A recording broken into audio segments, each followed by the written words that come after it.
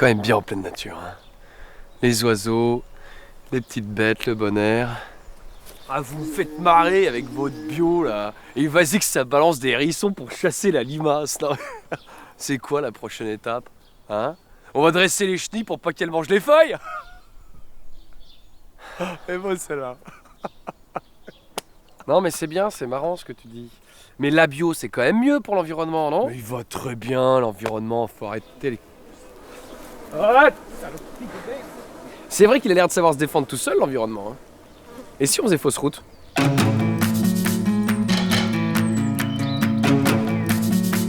Si je vous dis campagne, vous pensez nature, verdure et petits animaux qui se baladent pépouze.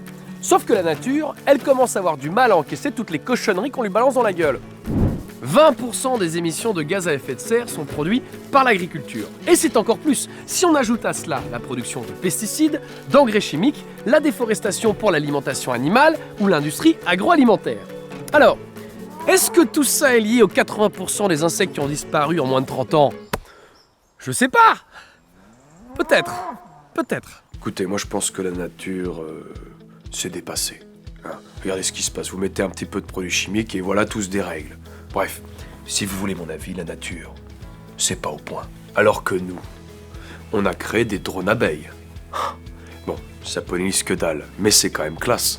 Et puis c'est relié à votre playlist. Et en cadeau, on vous offre des petites seringues pour fertiliser vos cultures vous-même à la main et en musique. Alors, merci qui? Alors je vous vois venir.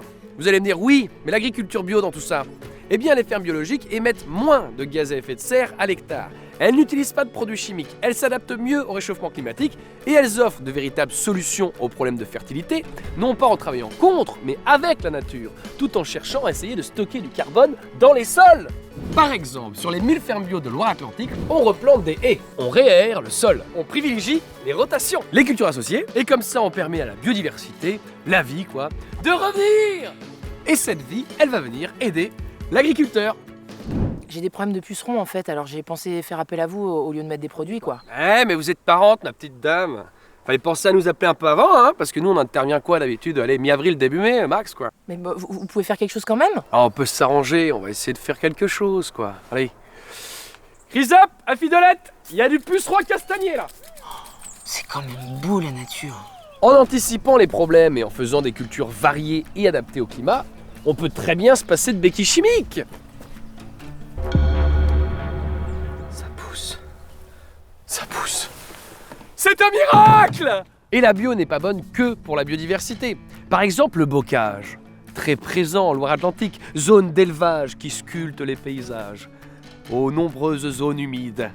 Eh ben, il a besoin de l'élevage extensif pour être préservé. Sinon, tout ça, ça disparaît. Plus rien. Terminé, bonsoir. Rideau, clé sous la porte. Faillite, banqueroute. Ensuite, la bio a un véritable impact sur l'eau.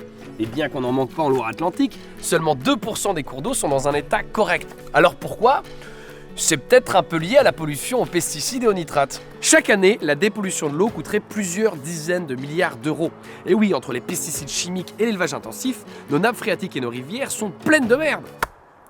Et c'est pas une image, hein. Oh, alors là on est sur une belle robe, hein. On a une couleur émeraude avec un petit peu de particules en suspension, ça donne de la texture, c'est pas plus mal. Voyons au nez. Ouh, on est gâté là.